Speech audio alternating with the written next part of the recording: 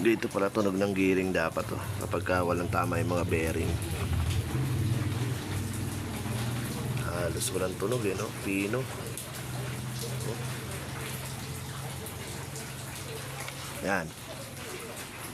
Gearing ni X-Max. Meron ng takatak sound eh. Takatak, takatak. Kala mo kabayo eh. Yung pala yung malalaman mo pag yung gulong dito, ginaganyan mo, malaki na yung allowance niya o yung ano, alog, tas may tak, kada ganun tak. Yun na yun, bearing dito. Okay.